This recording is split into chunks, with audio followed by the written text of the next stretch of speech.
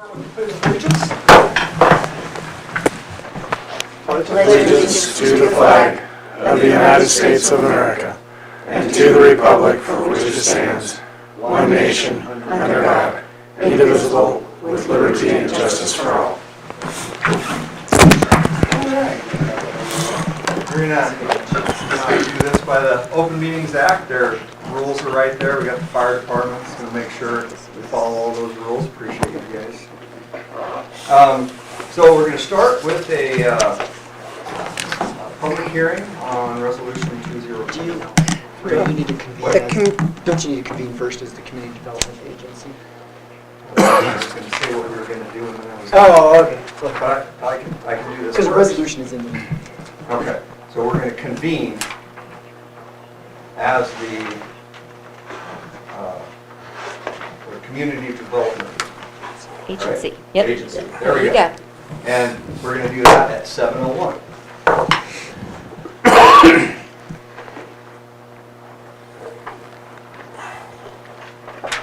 And David, are you going to talk about Yeah, do you this? want me to just start going? Do you want to try to call him? I'll try and one see more if time, he's- yeah. Okay. Then if not, then I'll stop. Guess the attorney. I'm fine with talking about it. Not a bad idea. Saying nothing's always good.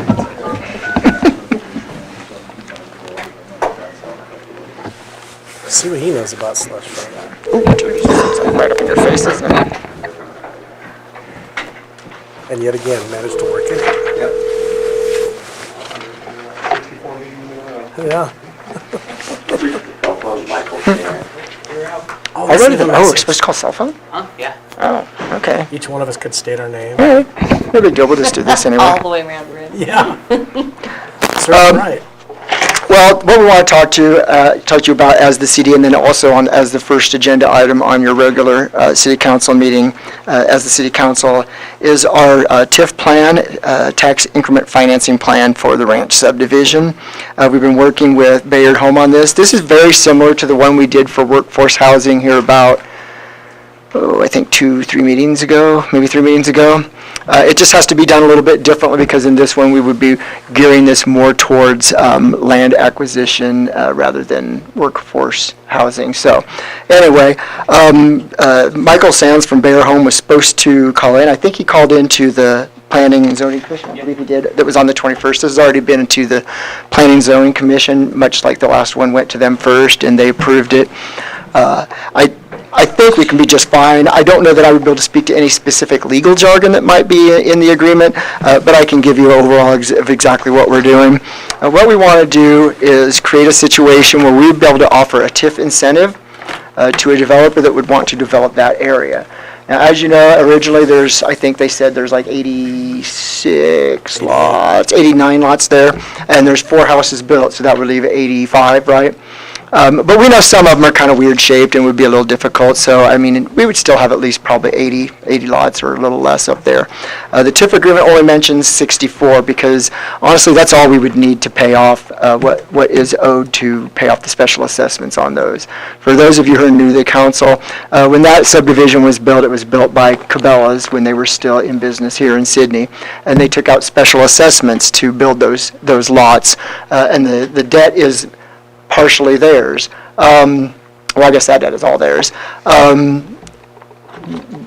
that works, I guess it's anywhere between, what, 25 and 35,000 a lot? I don't know the exact. I can't sit and break each one of them down. Depending on what street they're on. Some streets are longer to get to them, but it's anywhere between those amounts. Cabela's has been paying those special assessments now for the last, I don't know how many years, probably 5-6 years. So they paid them down a little bit, but there's still about $1.9 million left in that subdivision of special assessments. Plus, if the city was going to do something about that or was going to buy those, whatever Cabela or whatever Bass Pro now would want to charge us for those lots. I'm under the understanding, in the last time that we had conversations with them, we talked about this about 2, maybe 3 years ago, and they were willing to just give them to us for $1 a lot if we would pay off the special assessments. Of course, I think the last time I talked to them here, not quite a year ago, maybe 6 months ago, now they're saying, well, we've been paying on them for 5 or 6 years, we might want $1,000 or $2,000, which is still pretty reasonable for for that subdivision. That would be a much smaller portion of what we would need to pay than the special assessments would clearly be the larger portion of what would be owed. What the tax increments financing agreement would essentially do is allow us to acquire those lots for the cost of the special assessments and whatever little amount that Bass Pro wanted for those lots, and put them under a tiered TIF system where we would do 15 homes 1 year, and that would be that first TIF. It would take place right then and end at the end of that year. The next year we do another 15, next year another 15, next year another 15. And we have it as 64 homes, even though I know there's many more lots up there than that. But we as our estimates show that we would be able to pay back way more than that $2 million in 15 years with just the 64 homes that we have listed in there. I think the estimates were up around $4 million or something that we would raise in increment taxes. So essentially that's our plan, and that's what we have before you today. Is we would like to move forward and have the city council, and I just did it, Brad, on you, so you can blame me for that. The Community Development Agency approve moving forward with this. Like I said, I don't know that I'll be able to answer any super technical legal questions in the agreement, but I am pretty familiar with what we're doing. So if you have questions, I'd be happy to answer them. The agreement talked about doing it in phases, but it doesn't specify how many houses, right. It's just however many get done in that year. Right. I was Or just that they feel the market would bear. correct, exactly. We could do it in more tiers if we wanted to. We don't want to lock ourselves into that. It depends on what you would work out with a developer. So that's why we don't list. I was just giving a random, this is how it would work. No, I just want to but make yeah. that clear for Yep, people. absolutely, you're right. It would probably depend on what developer you'd be working with and whether they would want it to be the TIF bondholder or whether they would want the city to hold it. And somewhat a little bit different, some of the TIFs we've done in the past, it would be basically a series of TIFs that would, the effective date would be for each year's Yep, it'd be, worth of. that's what would make it different than what we've Yeah. done in the past. Usually it's just, not here's like it's one done. each neighborhood, 15 years, done. Right. So that you'd have things coming onto the books 5 years ago or so, and Yeah. then off the books. and then off the books incrementally. yeah. Yep, exactly. A little bit different than what we've done in the past, but it'd still all be under the same CDA, so we would not have to convene every year to Right. do another. Yep. And then it talks about the potential of the developer to resize the lots if they deem it necessary. We do include that because we know there's some of them there that are just shaped very odd and aren't very conducive to a single-family home. So depending on what you would want to build there, if you would want to do a single-family home, which we assume that's what we Right. mostly want to do in that area, we might have to resurvey a few of those just to make maybe one lot a little bit bigger. And I know that neighborhood, we had gone through a series, I don't know, Brooke, if you were involved in that too, we'd gone through a series of changes in the ordinances to allow for different setbacks, different lot sizes. So I know that neighborhood's set up a little bit different than most would It's got a allow lot of for. cul-de-sacs and curved Yeah. streets, yeah. But I guess the developer would just have to be aware of that, because what they were wanting at the time was, sidewalks that the houses were set farther, considerably farther back. And so I do know that we had to do a lot of ordinances to change that, to allow that for zoning. We would make sure purposes whatever and stuff. developer for sure that we had would have to, Right. Just be not only with those ordinances, but be every aware- Sydney. Yeah, be aware of all that, Yep. because it was a little bit different. Okay.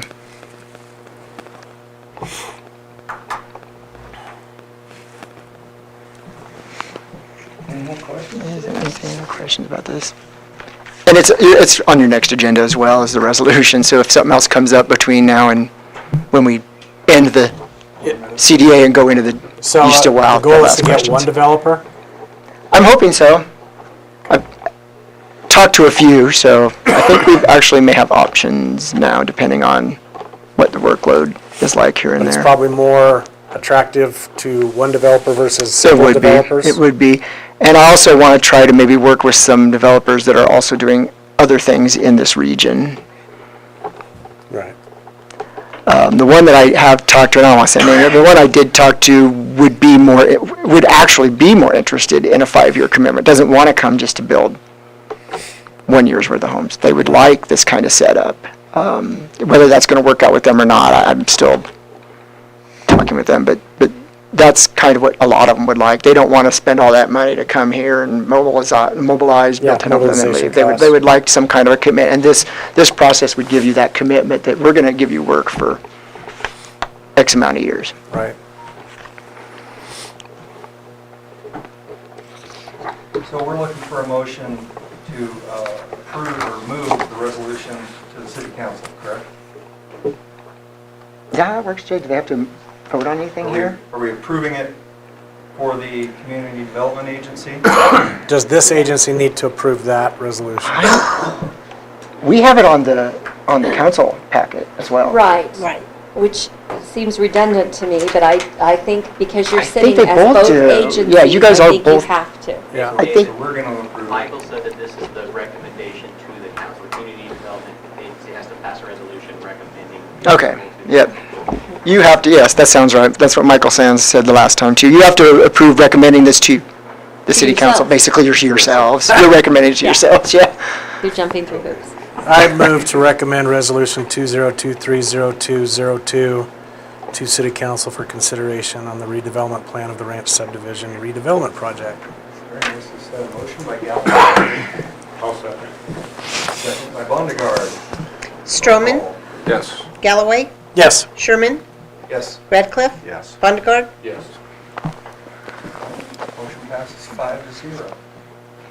I suppose the other information provided by the Community Development Agency, isn't there any of that? Do you guys have any other information? I don't think so. I don't know what that, I'm not sure what that would be unless we had a developer in the room or something that would want to speak to it. Well, then I guess at 7:11, I will adjourn the Community Development Agency meeting. And Guess it's, do we, And we're going to call to order the city council meeting for Tuesday, February 28th at 7:12. And is there any comments by the public? Not for any other, or for anything other than is on the agenda? A whole lot of quiet people in here today. All right. What's that? Oh, very good. I skipped something. Nice job, Bert. Or Mr. Radcliffe. Approval of the minutes for February 12th. Any comments, changes, corrections? I move to approve. Motion by Stroman, second by Radcliffe. Roll call?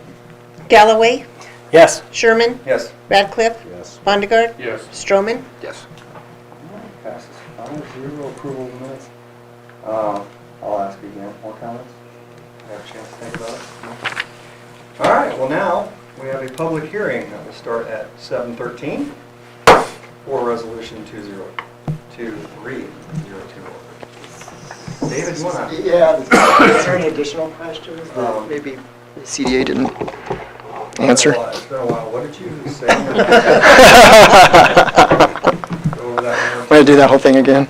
That was two different agencies. Yeah, it was. Yeah, I mean. You are correct. You are group correct, of yep. guys up there. Yep, yep. So, essentially, we're wanting to approve a TIF a plan that we would offer to a developer to build the ranch subdivision. There would be a tiered fashion. And just so people are clear, TIF isn't introducing new taxes on taxpayers. Correct. It's just basically allowing for something to be created and worth more later than it is now. It would actually add Add value. property tax Yeah. to the rolls that would ease pressure for other people down the road. Right. So what is the effect if we can't find a developer? What's that? Well, I mean, it doesn't hurt us to pass this no matter what we do, but, you know, if we can't find one, then we still have this in our pocket, and we should always have every advantage possible when talking to them. I mean, honestly, I was hoping we would get, and still am, and I'll mention that in my manager's comments, that there will be other sources that we could use to pay those assessments. I'm hoping we wouldn't use this, but we need to have it just in case, right? Always good to have an extra tool in your pocket. So, does anybody want to? Nope. Resolution? Nope. Somebody other than Roger? Can't do it in public hearing. Oh, So I guess if there's no more questions, we'll just end the public hearing. How about that, at 7:15? There you go.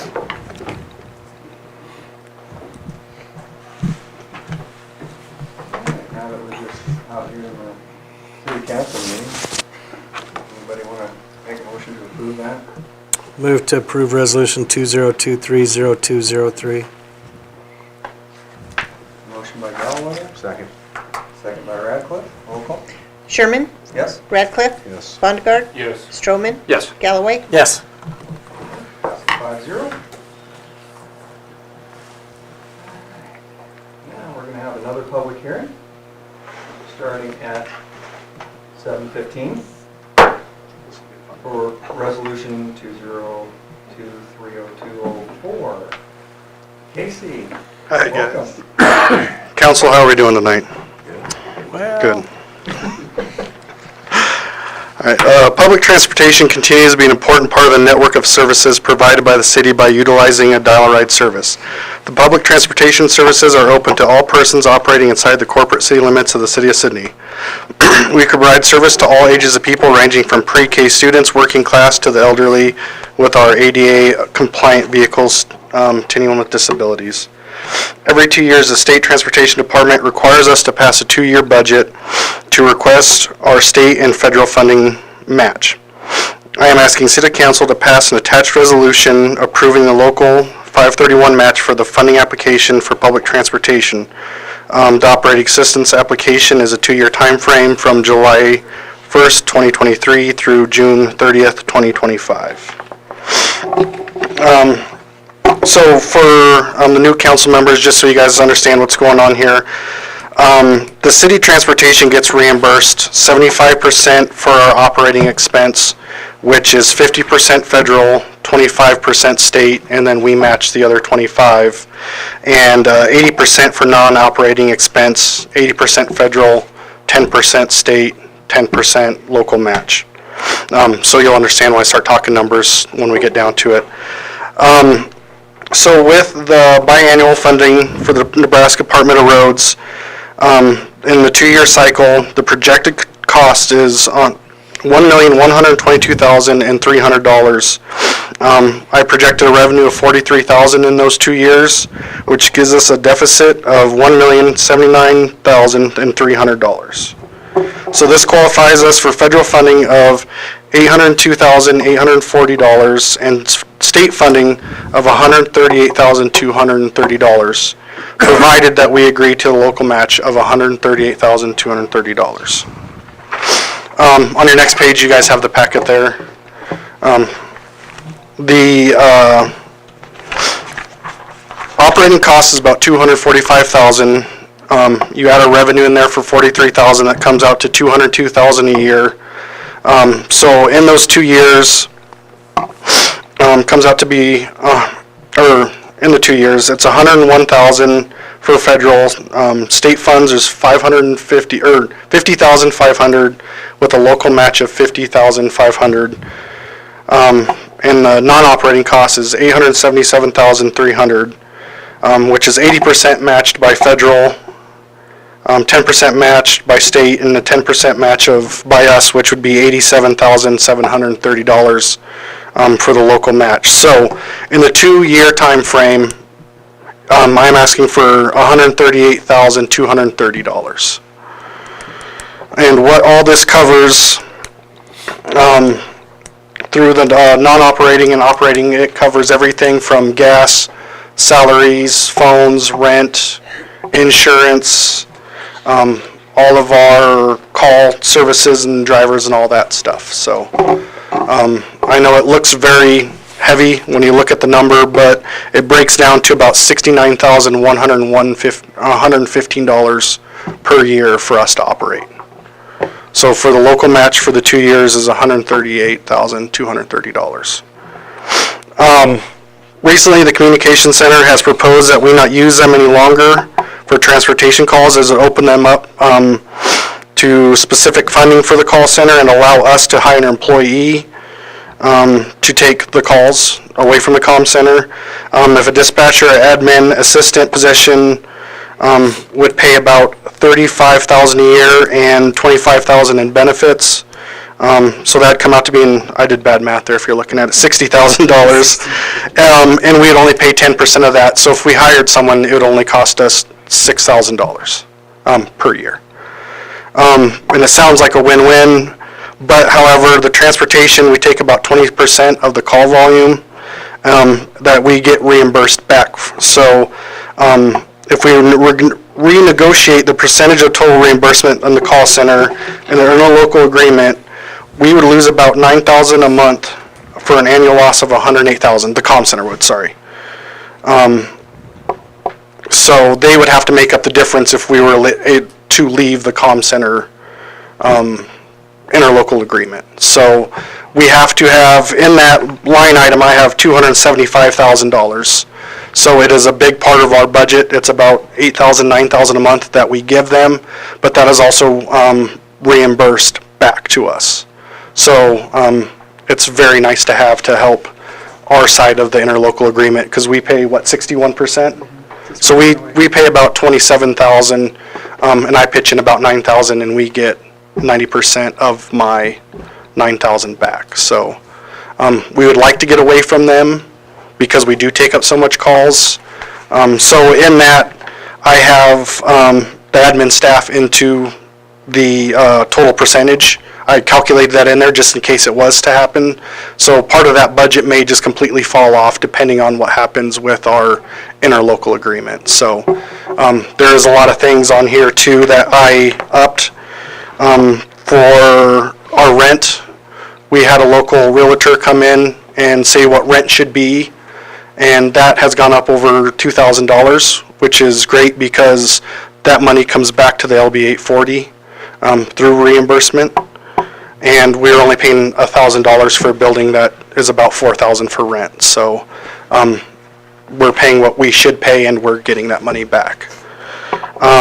Also, 2 years ago, I asked for less money, and I came up short fuel prices. And on the chart with our rider numbers, I don't know if you guys have it, but our increase has been very, very good lately. And with that trend continuing, I want to make sure I have enough money for fuel, for maintenance and stuff like that, and for an extra driver, just in case we need that also.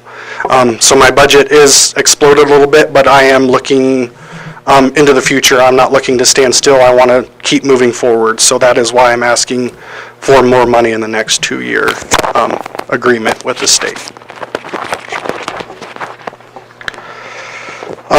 And then we do have some future plans. We'll talk about that in another meeting and stuff like that. But like I said, I'm just looking to grow, so I know the number looks huge, but in the next 2 years, I expect a lot more coming from us. So I don't want to, be short on money when it comes to things we can do better at. So just saying on that, just so you guys know, I printed off the last 2 months was our 3rd and 4th annual monthly highest in the last 3 years. So the growth is continuing to happen. So I expect those numbers to increase too. So what has happened in the past with our 2-year budget, it has been accepted the last year. So I'm hoping that the council will accept this year's budget. And again, just so you guys know, it's $138,230 for a 2-year budget. Mr. Mayor, do you mind if I clarify a little bit about the interlocal agreement Yeah. that you mentioned, if I may? As you know, we, especially for the new council members, the city is under an interlocal agreement with the comm center, with the county, to provide the 911 services for our, police and fire, and then also for transportation, which we get reimbursed at a pretty high rate. We don't really pay that much for transportation. We get most of that reimbursed. Now, our share of that, we divvied that up by call volume, and our share of that is currently 61.08 or something like that, very close to that, of the entire cost of the comm center. Now, let's say the comm center's annual budget is $800,000 a year, and I think it is somewhere close to that actually. We would pay 61.08% of that. and the county would pay, I think, 30-something, whatever, something like that. And Dual County jumped in 2 years ago with us, and they pay 6%. So that's how those costs for that department are developed. And I think Heidi alluded that to a little bit when she was here, when she talked about the new equipment they need and how that would have to be divided up on how we pay for it. So that kind of gave you a little prelude as to how this works. What Casey's saying, and he's absolutely right, is 27% of our 61%, we get reimbursed because it's transportation calls. So here's the caveat to them saying we want to, not do your transportation anymore. And honestly, it would be better for us either if we had our own employee, because we could have them doing other things and taking calls as well. But the problem with it is they would have to significantly up their portion, because if they're saying our costs are still $800,000, even though we got rid of 25% of our workload, well, then our cost just went way up. We're going to pay, like you said, another $108,000 a year or more on that contract. So it looks unlikely unless the county would say, hey, we'll cover all that and we'll pay a much larger percentage, and Dual wanted to pay a much larger percentage, then that could be doable. But if they're not wanting to do that, and I can't imagine the county commissioners wanting to take on that burden, then I think at this point we're probably still going to have the comm center and Heidi and her group doing our transportation calls. It would be nice for both sides to have their own thing going on, but the money that would be lost by doing that would be really hard for them and for us to make up. So anyway, does that make sense a little bit how that works? So what you're saying with that is, it's a possibility we could hire our own employee, Sure. but it's best to keep it the way it is. We would lose a lot of reimbursement money if we did that, because then we would still get our employee reimbursed, but right now we're getting 27% of our 61% reimbursed, which we would not, because there would no longer be transportation calls coming in there. So they would either essentially have to say, we lost a third of our workload, so now our budget is only $500,000 instead of $800,000. Great, we'll still pay 61%. I don't know how they're going to do that, because they still have all the same fixed costs. But Yeah. if not, they would have to raise their percentage significantly higher, so our 61 would come down to about 30, or else we would lose money. It would be significant. So that's kind of what's kind of got us.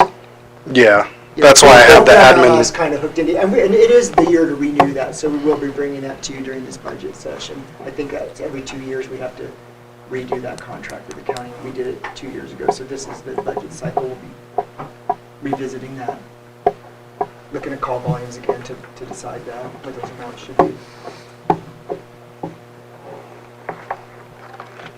Do you guys have any I other? have one question. Yes. Just clarification. Can you give me an example of an operating cost versus a non-operating cost? Because everyone I've heard you say sounds to me like an operating cost.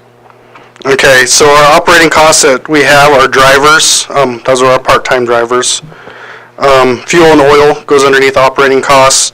And then we have $25,000 set aside, and that is for our Trip Master, which is our route planning that our drivers get on the tablet. Falling underneath the operating cost is, when I sit in the office, I'm technically non-operating as compared to driving. Insurance, building rent, marketing, vehicle insurance. First, your fixed cost. Yeah, a lot of those fall underneath the non-operating, and that's what the 10% that we pay on the non-operating compared to 25% on the operating side. And like I said, there's a few of them. Gas and oil. Compared to our city budget, I have $25,000 set aside for fuel, but in this I have $60,000, so I've upped it by $10,000 in the 2 years, just in case we get fuel prices go up again. So like I said, I did increase it, inflate it a little bit, so I don't come up short like I did 2 years ago when the gas went high. So. And the rent, he said, was going up. Yes, so it goes up from 24,000 to 91,000, I believe, just a little over 91,000 for the 2-year cycle. Yeah, 9112 or 91,200. Yeah, yeah, That's 24 to being 91. reimbursed on the same percentages as. Yep, that's being reimbursed at that So the 90%. impact isn't that great. the impact is great for LB 840, Yeah. because that's where that money goes, where that funnels back That's into. because LB 840 Development Fund owns that building? Yep. I didn't know that. Yeah. Been that way since I got here. Yeah, I guess I didn't know why they owned the building. I don't know, they must have bought it somehow, we got their own development funds before I can research it and find out. Just curiosity. Yeah.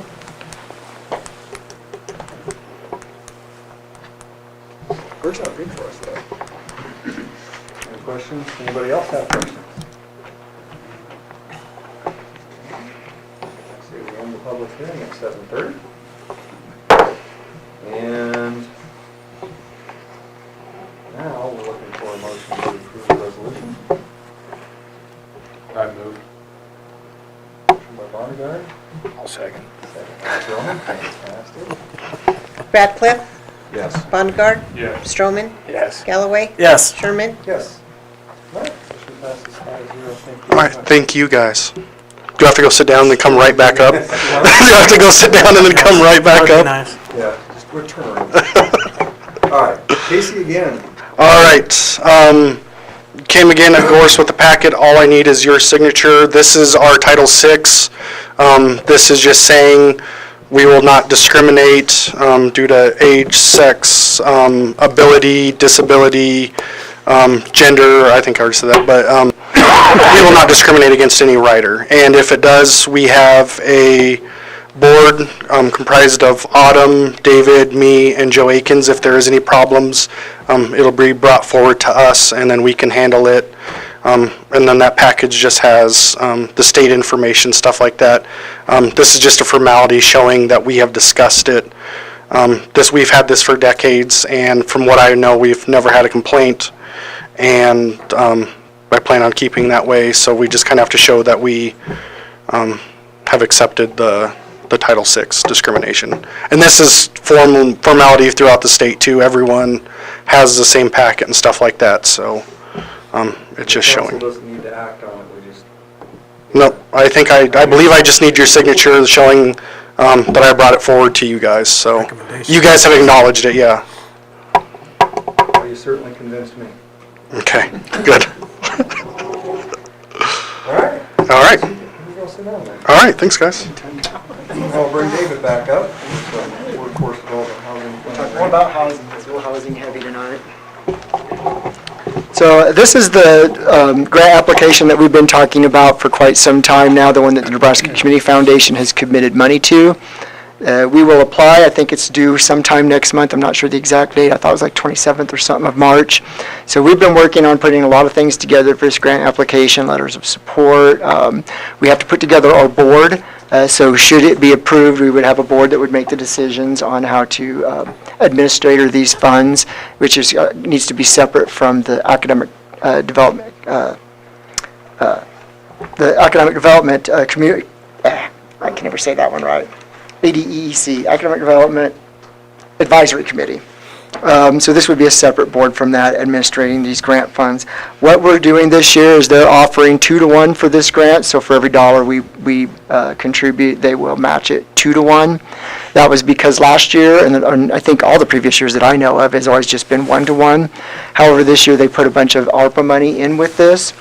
So the applicants can get, essentially the max is 500,000, so the max you can get is $1 million, right? If you put forward 500,000. But before it was you would only get 500,000 for 500,000. Now, portions of those money will be administered differently. If they're using portions of those funds that are through ARPA funds, they can only be used for infrastructure and will need to be expended by the time that the ARPA fund window closes in 2000. I think you have to have it designated here in 2024 and spent in 2025.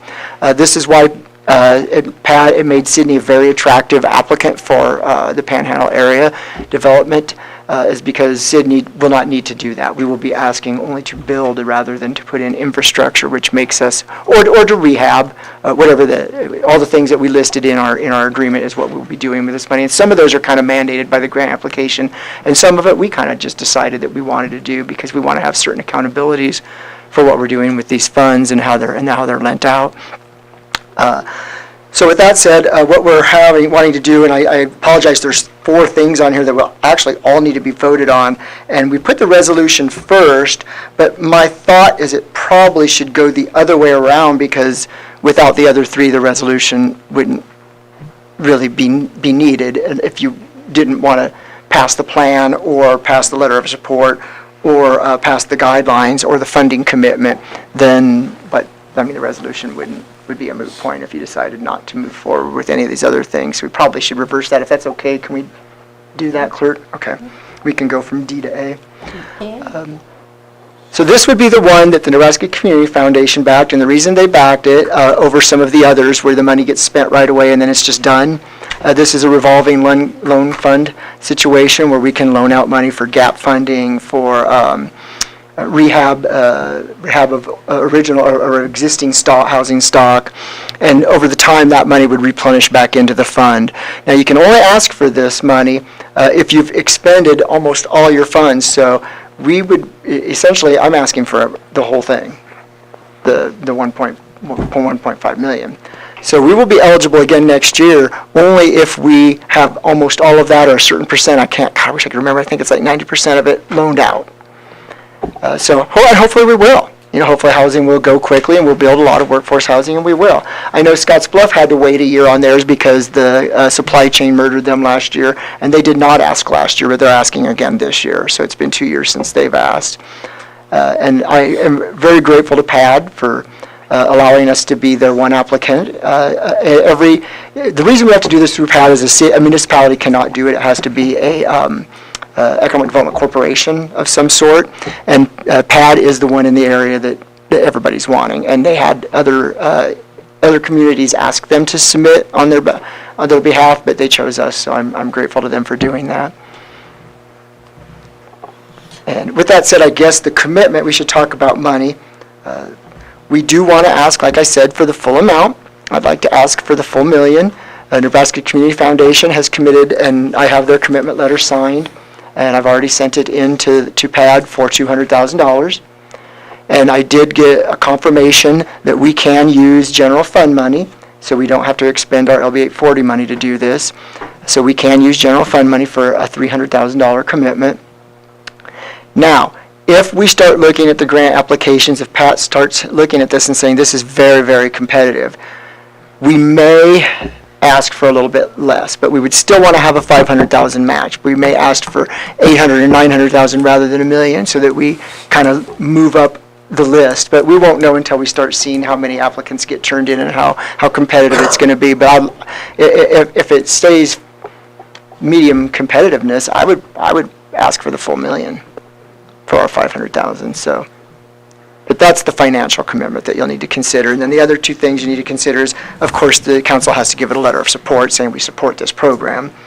And then the other thing is the guidelines that we have before you on how we would have the board commitment. And I do have 1 council member on the board. The board makeup is 5 people.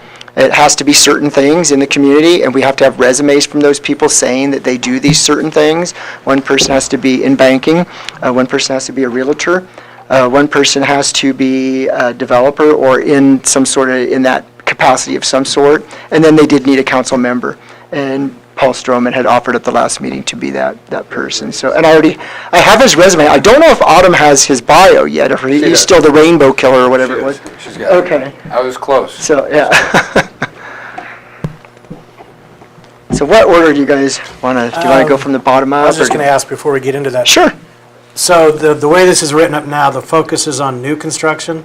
It would be, initially? but we can also use it for rehabbing. I think we would be quicker, able to expend it quicker on new workforce housing rather than, nickel and diming, so to speak. I hate to use that word on smaller projects, but. Yeah. Well, I was just curious, if we're doing it on new construction, what kind of effect is that having, net effect is that having, how many houses?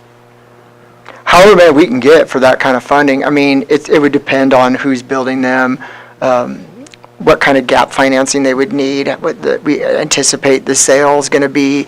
A lot of times buyers, we can even incentivize down payments. I know, I don't know if any of you have in the past, you go to the bank to get a loan, you say, well, I only got this much for a down payment, well, they want this much, or else you got to take out that second mortgage that sits on your payment forever at a higher interest rate. We would be able to do things like that so that they would not need to do that. There's lots of different aspects we could use this for, but the way to expend it the quickest is to incentivize developers to build workforce housing. There are limits to how much those houses can be worth and things like that, and the people applying for it have to have a certain income level. They can't be, super wealthy and apply for a workforce housing. They have to show that they are eligible to apply for these kinds of incentives. Well, that's what I was curious about, what kind of effect we might be having if we designate this towards new construction and a few houses versus, say, renovating upper level. And we can do that. Housing. Yep, we can do that. Well, Would we have a greater effect on more people, more apartments, more families than we would just a few houses? we can renovate existing stock, but I don't know that we would be able to do renovations on an upper level home that wouldn't be really considered. Not upper level homes, Oh. upper level buildings. It says in here, Oh, you're talking about the second floor of like a downtown building? Yes, Yes, yes. we can do that, yep. I'm just We can do wondering that with which one possibly has a greater net effect on the this. I community. think they all would, honestly. I'd like to do a little of both, but, I mean, hopefully we can find people that want to do that with their downtown buildings. And I think there are some people that do. So it could be a mixture of that. It could be whoever applies. Whoever comes to us with an It's idea. not like or we're with- saying, nope, we're just doing this, or nope, we're just doing that. Nope, not at all, not at all. In fact, we cannot. We have to treat everybody that comes to us with, Case by case with basis. with a case by case, Okay, yeah. If they meet the criteria and the standards. okay. On the funding commitment, you talked about possibly asking for less than $1 million. I don't know that we'll need to do that. I'd really like to get the full thing. But I mean, if you're saying it, if there's a lot of communities asking for it, that it might be better for us to ask for a little bit less to. That's what I've been told by the grant administrators and by the people at PAD, Because our percentage would be higher. because it would show, you would get a We'd still higher, be putting in the same 500. yeah, you would just get a higher value for that commitment on your application. But we think our application is going to be very strong either way, so. And then, as far as the program guidelines, you said you have all the committee or the board members We do, lined out already? we do. Well, I think all but one. I think I have one. So I don't know what I'm saying, so- It's the realtor that I'm still kind of waiting on. Make sure. I'd jump right in. Head first. Very little hesitation. Pushed. Bruise right here. Pushed, Brody. Paul was all about it. Anybody else want to ask David some tough questions? Let him off the hook? All right. It's all So I fine. guess we'll start with a motion to go ahead with the funding commitment, or approve the funding commitment. I move to approve funding commitment for Resolution 20230206. Second. All right, Galloway motion, Radcliffe second. Roll call. Okay, who is second? Mr. Radcliffe. Bonnegaard, Yes. Stroman, Yes. Galloway, Yes. Sherman, Yes. Radcliffe. Yes. Motion for filing a letter of support. Which, by the way, we already have 12 others too in the community, so we've done very well at getting those. All motion. Second. Motion by Bonnegaard, second by Galloway. Roll call. Stroman, Yes. Galloway, Yes. Sherman, Yes. Radcliffe, Yes. Bonnegaard. Yes. Passes 5-0. Now, we would like to entertain a motion for approving the program guidelines. So moved. Radcliffe, motion. I'll second. Second, Bonnegaard, roll call. Galloway, Yes. Sherman, Yes. Radcliffe, Yes. Bonnegaard, Yes. Stroman. Yes. We got all three of those passed. How about a resolution for 202-306? Last chance to back out, right? I move to pass 20230206. Motion by Galloway, second by Stroman. Harry Brown just likes reading the numbers. He does. I said, I think you He's just like very- reading the he's numbers. very I good. did. You're gonna get it. Yeah, So anyway, Galloway and makes it Stroman. much more official. It does. Roll call. Sherman? Yes. Radcliffe? Yes. Sondergaard? Yes. Stroman? Yes. Galloway? Yes. Little hesitation, we're gonna count that as 5-0. Try to get her to look up. Oh my goodness, she's focused. All right, That's it. well, that's it. Yep, We did thank you, it. gentlemen. Nice job, David. Now, Tom, you can talk to us about Simpson Tree. Good stuff. Good evening, council and mayor. Thank you for having us on the agenda tonight. I'm Tom Von Segrin, Sydney City Parks Pool and Cemetery Superintendent. I'm here on behalf of the City of Sydney Tree Board, of which I'm a member, along with Ryan Reisdorf, wave, Ryan. Taz Goodrich. How about that? I remember it. Who's newly married. And Don Ogle. Don, he's right there. And Steve Waller, who couldn't be with us tonight. He had lost a family member and is out with family tonight. Talking about the City of Sydney Tree Board tree inventory. During the summer of 2023, the Nebraska Forest Service offered the City of Sydney Tree Board resources to conduct a citywide public tree inventory. Members of the City of Sydney Parks and Cemetery Departments, along with staff from the South Platte Natural Resources District, conducted the survey. Training was held for us in July, and the inventory was taken in August. During the fall, so October, November, our Nebraska community forester, Chrissy Land, reviewed the data and prepared this document, the Sydney Tree Inventory Analysis Report. And I think that's in your packet to follow along as we go through. Chrissy Land is headquartered in Scottsbluff and is our Nebraska community forester for Western Nebraska. She conducted the training and gave us guidance through the project. With that, I'm going to start on through the inventory here and just highlight the different pages. The front of that shows all the trees that we inventoried, and they're broken down there by species. The Nebraska Forest Service worked with the City of Sydney to complete a public tree inventory for the purpose of evaluating the public benefits that trees provide. And only for the purpose of this inventory, tree data was collected on any tree on public property and any that stand within 15 feet from the back of the curb along all streets located within city limits. This set of data provides a broad understanding of the community tree canopy, including, but not limited to, its age and species distribution.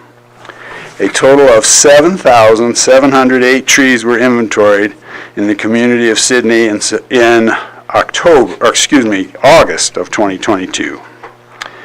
And you can see on the list there on the second page, the quantity is in parentheses at each tree, and they're color coded. The tree plotter software that we used integrates the iTree Ecosystem Benefits Calculator. Backed by research, this calculator takes into consideration tree size, species, and condition to quantify the annual benefits provided by the trees. The benefits in this calculation have to do with stormwater runoff, what the trees help us avoid with erosion, air quality by the amount of pollutants that they absorb, and carbon sequestration, which is the collection and storage of carbon in the growing tissues as the tree inhales carbon dioxide, retaining the carbon, and exhales oxygen. Overall, the 7,708 trees inventoried provide an annual monetary benefit to the city of $13,970 a year. Next page is tree diversity. Some of the most useful results from the tree inventory is an account of tree diversity by species, genus, and age. This gives us a whole picture of where we are now. It's a snapshot in time. And what we have, so that we can start thinking about management strategies to improve the quality of our community forest and reduce the risks of catastrophic loss due to pests and disease such as the invasive insect, the emerald ash borer, which is attacking commonly planted native ash trees. So as far as tree diversity, the top species inventoried, it lists about 9 here. The top 3 are Austrian pine, hackberry, and blue spruce. Any of those that are above 10% total of the community resource, we just as soon get away from and get more diversity so that we're not dependent on one particular tree. Think Dutch elm disease, when we had all the elms, Dutch elm disease came along, took them away. If we can diversify our tree canopy, then we can avoid those catastrophic impacts on our streets. By genus, we have the Pinus and Juniperus, which exceed 20%, and again, we'll probably steer clear of putting many more of those up. We'll get into that a little more here, but it's very common to have those evergreen trees used in the panhandle of Nebraska. You gotta plant what'll grow. And so Sidney is being a high altitude the way we are, not just everything grows here like it does along the Missouri River or eastern Nebraska there. By age, understanding age diversity within species is key also in planning for planting. For example, we do have 23% Pinus genus trees in the total population, but the majority of them are over 12 inches in diameter, so we need to keep planting pines. It's suitable to do that to start the next generation. And then there's a graph on page 5 that kind of shows that. Our canopy condition. Trees were categorized as being in one of 4 conditions based on the overall appearance of the tree at the time of the inventory. And these were excellent, good, fair, and poor. Overall, trees in Sidney appear to be generally healthy, with only 5.1% of the tree population being in fair, poor, or dead condition. As far as community distribution, for the City of Sidney tree inventory, trees were divided into these categories: street tree, park tree, cemetery tree, other, school tree, golf course tree, and arboretum tree. The city parks budget manages the parks, cemetery, arboretum, and golf course trees. The park trees are in any designated city park, city hall and library, water department, wastewater property, landfill property, and any City of Sidney open green spaces. These green spaces include waterways for street runoff and the Deadwood walking trail system from the fairgrounds to the interstate business district. The other trees in that category include the hospital, South Platte NRD trees, and trees at the fairgrounds maintained by the county crews. So then by category, street trees, we inventoried 3,759 street trees were inventoried in Sidney, so nearly half of what we did was street trees. For the purpose of evaluating the public benefits that trees provide, and only for the purpose of this inventory, tree data was collected on trees that stand within 15 feet from the back of the curb along all streets located within the city limits. This is not intended to identify street trees as defined in the city ordinance. This data set provides a broad representation of the whole community forest. The top 5 species of street trees were hackberry, as you might imagine, as we have so many of those, blue spruce, elm, honey locust, and Austrian pine. Hackberry, blue spruce, and elm were all over or near the 10% diversity threshold. Hackberry was severely overplanted at more than 20% of street trees. The street trees in Sidney were in good shape, with only 6% in the inventory trees in fair, poor, or dead condition. So pretty healthy for the most part. Park trees, 1,694 trees were identified.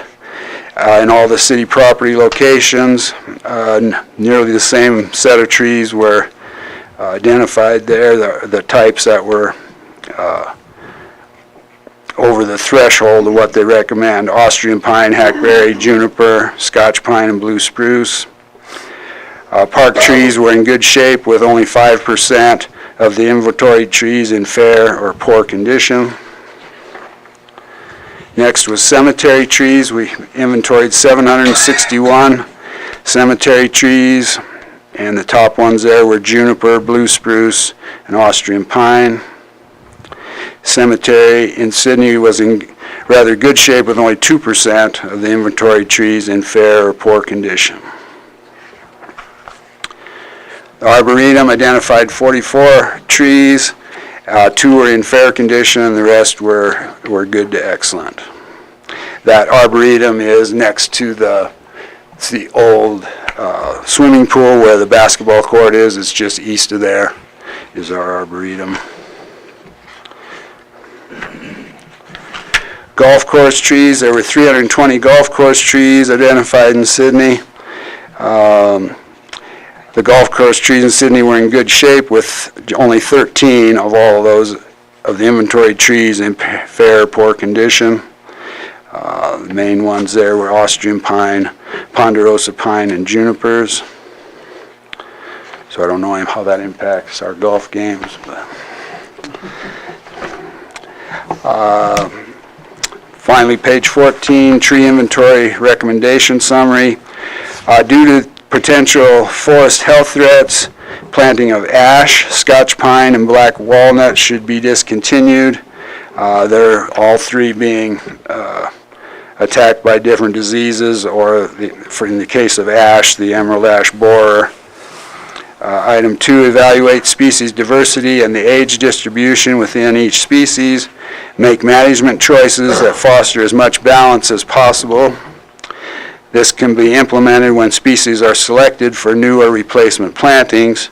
New developments should consult the tree board for current diversity distribution status. So as new projects come online, we get the areas developed.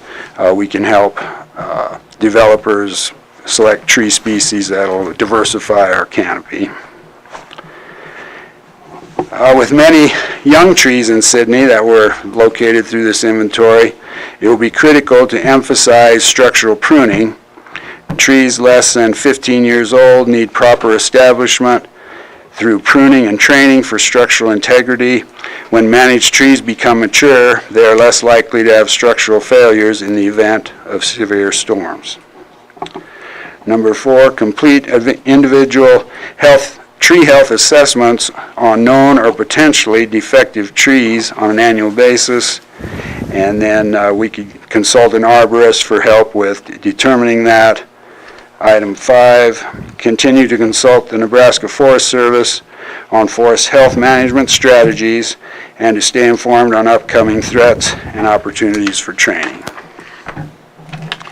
In summary, our tree board continues to work hard on building and maintaining a partnership with the Nebraska Forest Service to bring opportunities to our community. Having this inventory allows us to make wise management decisions by targeting and prioritizing areas of opportunity identified by the data. We're able to quantify and locate trees, identify their needs, and strategically tackle the challenges. It is typical for communities to update tree inventories at least once every 5 to 10 years. Having an updated inventory makes Sydney more competitive in grant applications for state and federal funding for planting projects and potentially removal projects. Funding from the Inflation Reduction Act is on the horizon, which could open up opportunities never seen before in community forestry for things such as large tree removal on private property, contracted pruning, tree care tools, and much more. With this inventory, we will be ahead of the game and have a stronger application, and we won't have to scramble to get ready. I would like to recognize the park staff and the tree board members and those from South Platte and NRD who have worked hard on this. They were up for a challenge and did a great job. If If you would allow me for a moment, I'd like to introduce the folks who did the actual inventory. Chris Adden couldn't be here tonight. I don't think he made it. He had a commitment. Blake Bain was under the weather tonight. Stephen was gone. Russ Rubal is here. Russ helped us with that. He's on our cemetery crew. Ryan Reisdorf helped. Ryan, would you name those from NRD who helped? On NRD staff, Chris Kaiser and Galen Whitrock also helped. If you would indulge me, I'd like to introduce my whole crew that made it tonight, since we have new council members, and I have 2 new staff members in the last 14 months. So, again, Chris Adden and Blake Bain. Chase Ferriggs just joined us in November. I think stand up and kind of really, there you go. You look dressed sharp. I wanted him to show off everything. James Harmon. James. Rob Roderick. Both on our fire crew as well. Steve Waller is the other member of the parks from the cemetery. Chad Radke, the cemetery sexton. And then Russ Rubal joined us last January. Great to have those folks on board. So, all right. And so we just want to recognize the efforts of staff that conducted the public tree inventory. There's no motion or anything sought. So. All right, well, I do have a couple questions. Okay. First of all, I appreciate all this work and the dedication for this board. We'll have to go back and see the E3 board was here, but I think this may be the largest board attendance at a council meeting. We're keeping track of records. But no, it's awesome. I always kind of sit up here and wonder why everybody's here, to see this many people. So just a testament to what Tom does with our parks, and I appreciate that. One question, there's a lot of these 1 and 2 trees. Are there, obviously they're probably not native to Nebraska. Is it because somebody brought them in, or? Right, trying to see what will survive here. Galen Whitrock's been instrumental in that. That's what the Arboretum is for, bringing in trees to see how they'll do here, and then hoping the public come look at that and see, hey, the tree can survive here without just a whole lot of care. If you got it in your yard, you can take care of it a little better. But so much of ours, I think Ryan will agree with me and the others, that it's our altitude as much as anything. Our oxygen density isn't conducive. We don't have hickory, and we don't have them river trees like you see around the Missouri River and that. So as high as we are, hackberry and honey locust, all those grow where you kind of throw them. But anyway, the others, you really got to baby along, and you go to Wyoming and they grow out of rocks, and you pull your hair out. What am I doing? Yeah. I've had, I guess, several what you'd call local historians tell me that Sidney originally had a ton of like ponderosa pine trees and was very similar in appearance to Pine Bluff, Wyoming. So as the town was being built and developed, a lot of those got cut down because of the railroad. Okay. And I've always wondered if there wouldn't be some type of possibility of developing a program where we work public-private partnerships and SPNRD to maybe help develop kind of the outlying boundaries of the town and kind of reintroducing some more of that to kind of enhance that oasis feel that we kind of already currently enjoy with the interstate and stuff. Yeah, corridors into town. Yeah, corridors, you know. Yeah. I've always found a town with trees is a lot more attractive and interesting than a town without. Yeah, that South 11th's coming along so nice. If I could toot our horn on another topic here, South Platte NRD and Tree Board are coordinating a tree pruning workshop on the 31st of March, and so we're going to have the forestry people in town to help us prune those trees out on the South 11th entry. And so those will get professionally pruned up. We'll learn a lot on how to keep doing it and have their efforts help us make that more valuable there. So Absolutely. March 31st, we're at the South Platte NRD is the classroom part, and then part of the morning we'll go out and do the hands-on pruning and that. So. And when's the Arbor Day? Arbor Day, thank you, April 22nd. Yep, on a Saturday, April 22nd. I gotta make sure we get that. There you go. And then one last question, you talked about the golf course trees, and Bert might be able to help us out with this. Are there some of them that are in the wrong spot? All these golfers know. I can attest to that. Know who the golf crowd is. Well, yeah. Those are the gotcha trees. The rare species. The gotcha. Well, that's all I've got. Has this ever been done before? This is the first time? 2011, we did one, but it was, the University of Nebraska sent a crew out, and they mostly did it. The tree board helped a little bit, but they did it in 2011. And then, before I took over at the parks, I think Kent Talish had done a tree inventory in 99 or 2000, yeah. Wasn't the Dutch elm that went through Sydney, was that like late 80s, early 90s? Even earlier than that Earlier it than that? started, but you're Okay. right, we were losing them all through there. A lot of- Yeah, lot of 70s trees, and big 80s. trees. Yeah, right, a lot of our high canopy trees. Right. So, yeah. Thanks very much. Thank you. to your entire board. Appreciate that. I'm Appreciate everybody glad they coming all out came tonight. Thank you. Yeah, thanks for coming out. Okay, I guess David, bring you up again, or you can sit Okay. there, you can do it however you want. It's up to you. I'll have to see here, I guess. First thing I wanted to mention is the strategic planning session. I know I said at the last meeting that Jamie would have something for us soon. She does have them, we just got it today, but she's trying to get the hardbound copies now. So we should have those very soon. However soon it takes her to mail those to us and print those up, so we should have that very soon for you. I know I'd like to give a quick update. We have this as a closed session, which we probably won't do unless I can't imagine us having a reason to do one. But I wanted to give an update on the Elks building project. I did get a call, I got a call actually Friday. I was not in the office from Zach from Steel Construction who wanted to talk to me. I called him back yesterday, Monday, and I mean, it's not fabulous news. He's, our 30-day, our new 30-day quote ends on the 13th, and he fears that if he asks subs to put together another 30-day quote, he may lose one or two. So we're already at that kind of junction now. I know the Elks met Monday night. I don't know what they talked about. They sent that through their attorney, Jay. Maybe she can kind of update you on that. Neither Brad or I were at that since they were discussing kind of their price and terms, much like we did.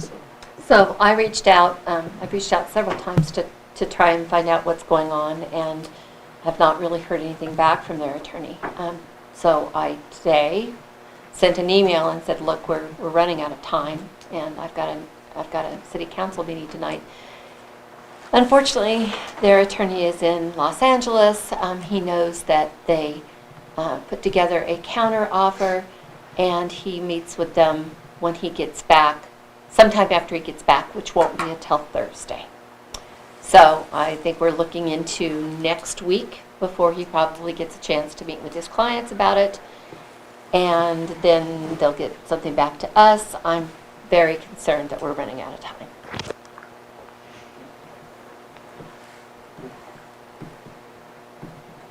Just thought you guys should be aware of what we're early on.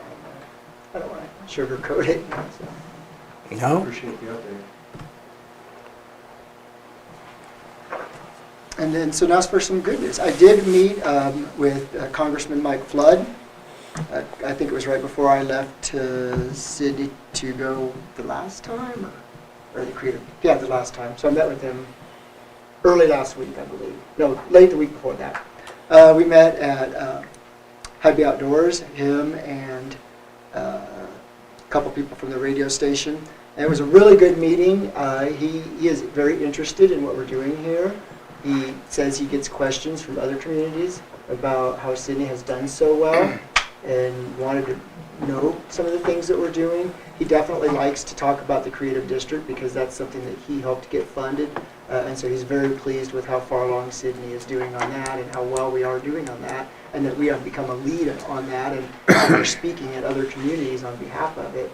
So he's very pleased with that since that's one of his programs. Now, he is not our congressman for our district, but he also, as you know, spent a long time in the state legislature and is very influential, and also said that he would try to do what he could to drum up support for one of my other items I will talk about in a minute, the LB 712. So, but it was a very positive meeting. He really likes what we're doing here. He's very happy with Sydney, and he wants to kind of speak about us to other communities. So that's good. It was a very good conversation. And then I did go to Lincoln the first time to follow up on that, to speak at the Creative District conference on the program and the process and how it works, and give people advice and actually get advice. So it was very good for me because you get to sit in a room with several other people that are at various stages of this process. And I actually got some really good ideas that I brought back to our committee. We're about to submit our strategic plan here any day now, so it was good that I went to that, because I think there's some things we're going to tweak really quickly before we submit it that will be very beneficial to us, and will be great downtown projects to do. I just, off the top of my head, a couple of them that I had found were people that were painting decorations on their downtown or their historic district garbage cans in their alleys, which I thought was kind of cool. And then another one that I really liked, and I definitely know that we will incorporate it into our plan somehow, is there was a city, and I think it was, oh God, I can't remember now. Was it Hickman? I can't remember now. But they were using some of their talent and some of their efforts to go around and talk to the people that have abandoned buildings in their historic district and in their downtown that are not used for anything. That, of course, people want a whole bunch of money for them or something, and they've just been sitting there empty. And they've been going to these people, and they've had great success doing it. So people that normally wouldn't want to talk to you because they think you're going to try to get them to sell their building, all they're asking for them to do is to let them in, just let us in for a couple hours. We want to clean up the front window, decorate it up, and put some really nice local art in the windows, and maybe clean up the outside a little bit, so when people walk by, they don't see, like, let's just say the building next to Silver Dollar. You see all that dirt and garbage and everything there. You would see a nice little art display and some local artists rather than that. So I thought that was a fantastic plan. And I immediately told our group we need to include that into our plan, because that sounds like a wonderful idea. I don't know why we didn't come up with it, but whoever did was genius. So that was a good trip, and we got some good ideas that I think would be very beneficial to Sydney and its appeal. And then also last week, as most of you know, I did go to Lincoln to testify before the committee on the LB7, legislative committee on LB 712 that was introduced by Senator Hardin and co-signed by Senator Erdman. I felt that it went really good. There was a 9-person panel, and we had a really good presentation put together. We spent a lot of months working on this, though, but I can tell you this, it's very hard to come up with something that you want to say about your city in 5 minutes or less, but you guys know that. How do you tout all the things that you have in 5 minutes? It's impossible. It's very hard to do. But we had a good game plan. We started out kind of keeping it small and then kind of made it more regional as we went. I was one of the last people to testify because I am, Sydney is a little bit away from Kimball. But we thought our game plan really well. We were very well received. You can tell that some of the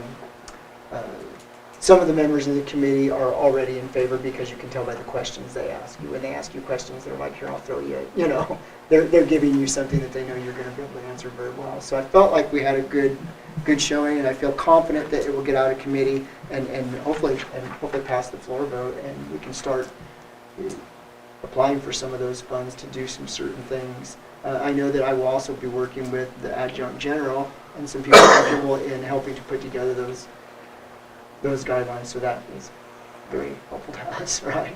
So anyway, it was a great trip, and it went very well. So, and that's all I had, I guess, except for thank you guys for all you did on this. That's just unfathomable amount of trees to count. You guys did amazing work, so thank you for everything you do. LB 712, do they have any anticipated timeline when that Yeah, that's might what we get out keep of asking committee and too. stuff? We tried to ask we asked that a bunch of times before we left, and they just are non-committal on how long it'll take them. But it did, one of the,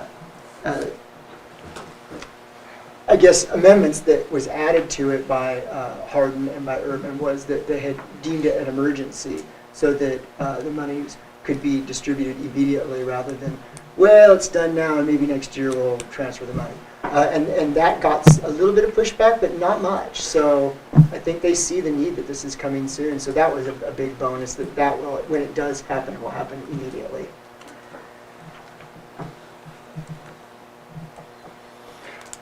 Anything else? Yeah, any other questions about that? It was a really interesting thing. Well, we appreciate you doing that. Yeah, thanks for going down. Yeah. Thanks you guys for going the week before. And last year. Well, anytime they're talking about us, we'll go. That's Yeah, right. come on, yeah, we can That's say our right. story, Sometimes we we'll might as just well go to do it, bed and right? talk about us. Just go and talk, right? We've done that too. Yeah. It's also very heavily supported by the governor too. Governor Payne seems to be very much in support. We met with him before we even went in there. We met with him around 11 o'clock. The hearing didn't start till 1:30. He was supposed to give us 15 minutes of his time. We met with him in a big conference room and he was there for 45 minutes. So he's very interested in this as well. Good. Yeah. Good to have them notice us clear out here. Yeah. Is that all you have? That's it. Sorry. Nothing else? Go ahead. Sure I can't squeeze one more thing out of you? If you got a question, I'll answer it. Well, we'll go to Joe then. I have nothing. He always says that. I Autumn, always say that. she says that. Lane's gonna say he doesn't have anything. Mike's gotta have something. No, I do yeah. not. Burke's gonna ask him something, I'll bet. I'll think of something. I'll know. All right, Marshall? Street lights would be. Let me in Throwing it up. I spoke with Scott Pfeiffer, the RDG architect for the hospital addition last week, and he's saying that the 100% plans will come out in March.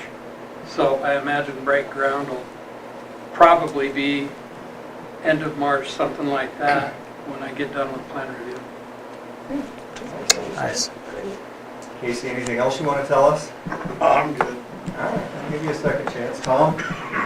We just soon have rain as have snow. Everybody's sick of scooting snow and I don't think there's anybody here that's gonna argue with that. Oh, Amanda snuck in there. Yeah, I stuck in here last minute. The library's having a Dr. Seuss birthday bash on Thursday from 3:30 to 5:30. So anybody who's interested. Can you dress up? You can. I would encourage it. And if you show up in costume, Brad, I will make sure and take a lot of pictures. I'm gonna be out of town in the morning, but I will hurry home. If I'm not there, my cat in the hat suit at 5:30, just go on and close without me. she has to stand and present her outfit. Say Harry Potter. No. No? I'm not in costume, I just dress like this. You told me it was Harry Potter. It is It is. Harry Potter. I should have called him out in staffing, but Chief Akins does have a Lorax. I've seen him wear it for trunk or treat. Well, he'll be there between 3:30 and 5:30. I wanted to get a Grinch costume gonna for offer to loan Christmas, you and my I got suit. one down. Huh? Offer to loan you my suit, so. Maybe Paul can wear it. He's just More of a- volunteering for things left and right. I'm a Horton fan. Well played. Actually, Tom should be wearing the Lorax suit because he speaks for the trees. This is true. There you go. Yeah. Boy, that was a setup. We went full circle. I'm putting that down. We're gonna budget for a Lorax outfit next year. If he doesn't go out and get his own. We have plenty of Seussian experts here tonight. Lorax, We do. that's next. All right. Jeff, I don't want to leave you out.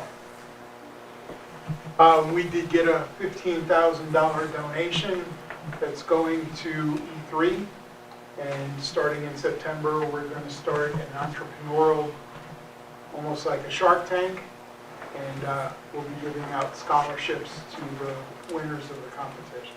Oh, very nice. So the 15,000, is that going to be like a one-time donation, or is that going to create a endowment or fund or something, or is that? The check will be written to the Nebraska Community Foundation to designate E3 specifically. And based on how this is going to be a replica of what they've started in Kansas. And E3 is going to take ownership for it. The chamber met with us at the high school, and it'll be part of the Career Pathways program. So hopefully, young people will get the understanding of how to own a business and what it takes to run. Oh, that's fantastic. And what did you say that was again? I'm sorry? The Shark Tank event? Well, it's Or- almost like an entrepreneur boot camp. Okay. So it'll be a competition, that'll be curriculum, that'll be taught at the school. But has a date been announced for it, or we're just getting ready? We're in the Planning preliminary stages. We're going through a series of meetings with the school, but they're going to develop the curriculum through this program in Kansas, and they will start the program in September. That sounds awesome. All right. Anybody else want to say something? We'll just come up here. Should we start over here? We'll start over here with Brandon. Mr. Bondigard, excuse me. Roger will probably cover this, but I want to say congratulations to the Sydney girls and boys basketball teams that made state as of a couple hours ago. So I'm sure this town will go down there and support us like crazy like they always do, and good luck to them. Awesome. Yes. Paul? Nothing here. Speechless tonight. I see from Roger's paper just a couple of things, and I tried to limit it. Bert's already stole his thunder. He has, but yeah, congratulations to the girls' basketball team qualifying for the state tournament. This is their 17th district title, 8th under Coach Shaw. So congratulations to them. They will play Thursday evening at 6:45 p.m. Mountain Time against Beatrice. And we look for good things from that. And then the boys just won their district final tonight prior to this meeting. They met Aurora in Cozad and came out on top 34-31. So they will be going to state basketball tournament the following weekend. So great day to be a Raider. Always a great day. Always a great day.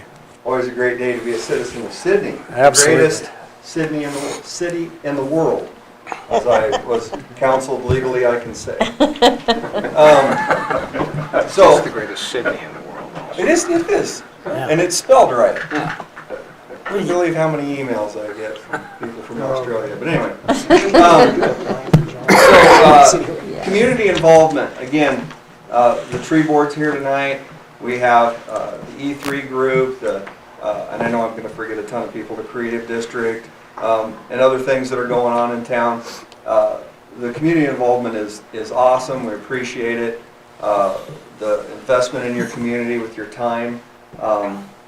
Money's great, but time is more important. It's those kind of things that go a long way.